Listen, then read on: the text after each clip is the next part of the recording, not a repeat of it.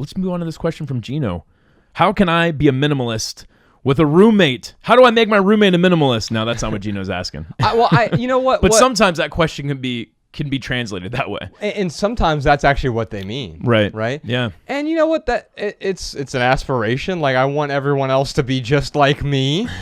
No, actually, we don't want everyone else to be just like us, because that'd be a relatively boring life, right? Yeah. So I think the first thing to think about here, I object slightly to the question because it presupposes that you can't have a roommate if you're a minimalist, right? Yeah. Well, yeah. And so I think about yours and Mariah's situation, or Bex's and my situation with Ella.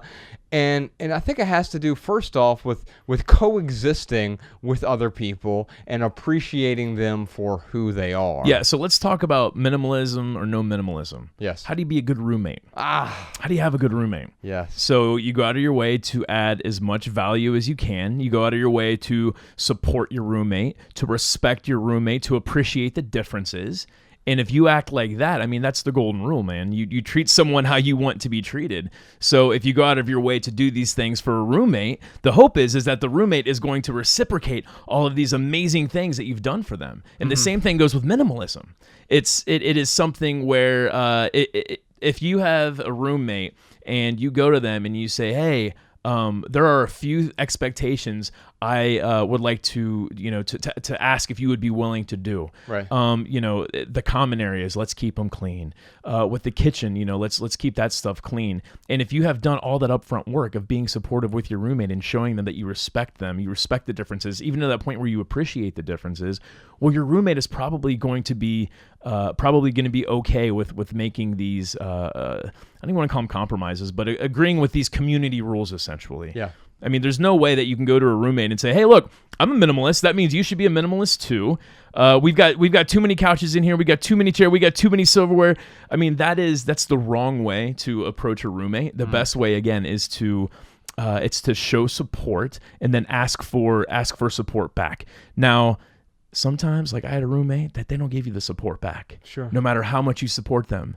And in that case, well, I had to go find a new roommate. Yeah, I think that's the key, is we're also not stuck, realizing that, like, this might be the ideal roommate situation for the next month, the next 6 months, the next year. Yeah. But it doesn't mean you're going to be roommates in perpetuity. Very rarely are two people roommates for the rest of their lives. Right. And so if you're feeling overwhelmed, you feel a bit of despair. Despair says something about your future. Realize that the future can change.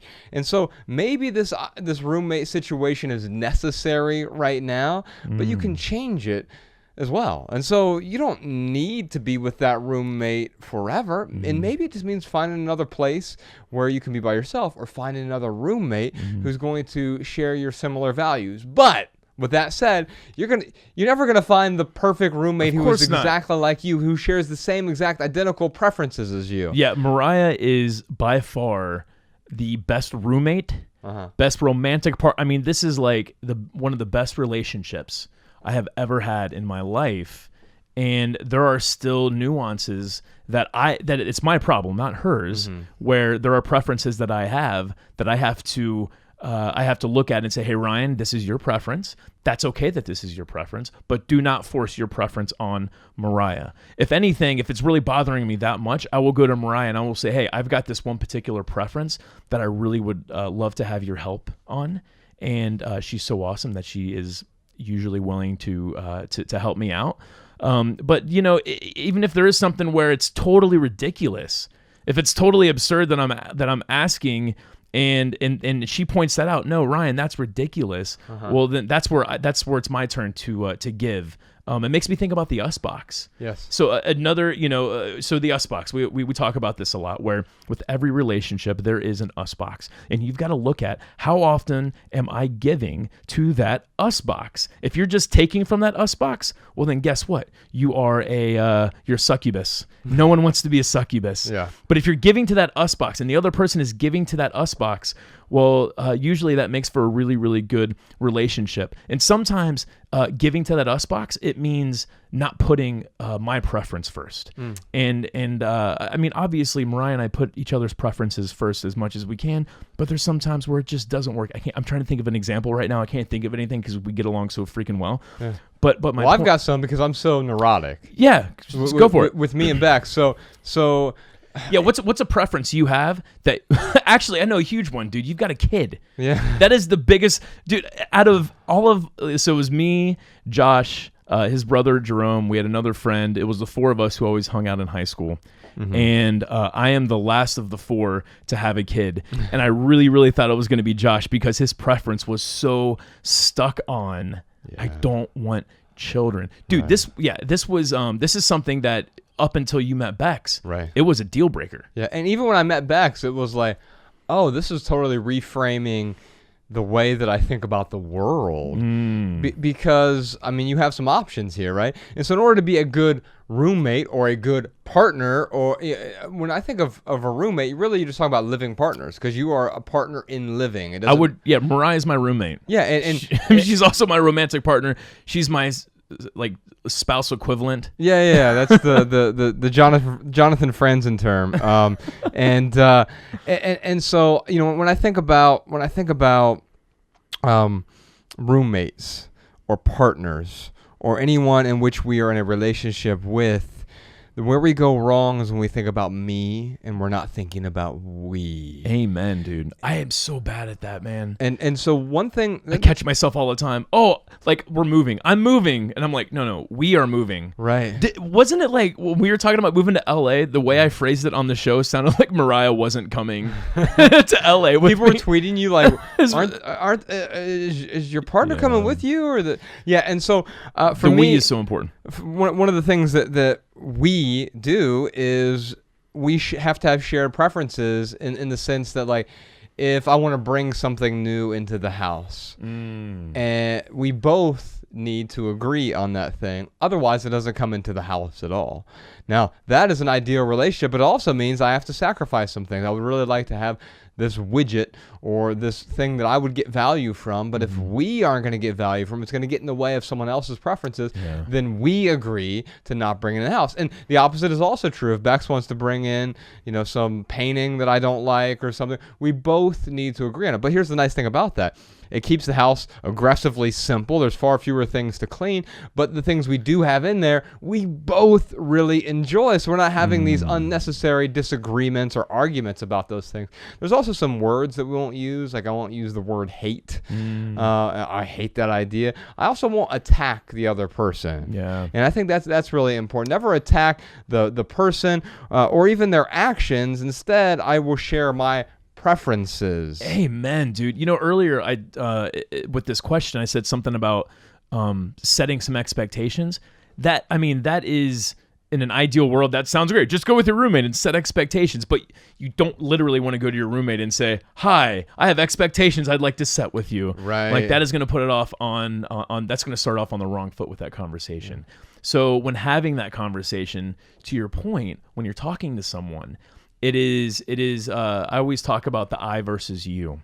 So if I'm saying something negative, or not negative, but if I'm asking someone else to correct something they're doing, I will try to put it on myself as much as possible. So for example, hey, Josh, I really appreciate our relationship.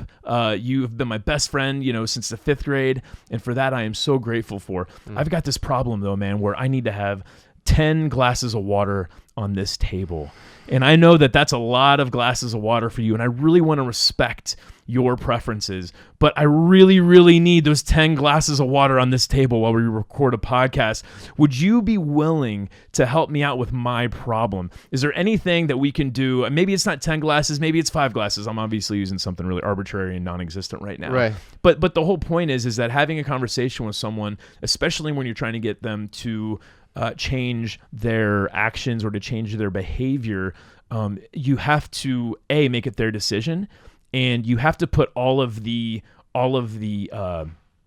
guilt or the negativity, whatever it is that you're projecting, you've got to put that on yourself. Yeah, because if it is indeed a projection, then you want to avoid projecting that anyway, because really what you're doing is escalating in that situation. The opposite is also true when I think about quite often in past relationships I've been in, or even in my current relationship to a much lesser extent, is everything okay? Is everything okay?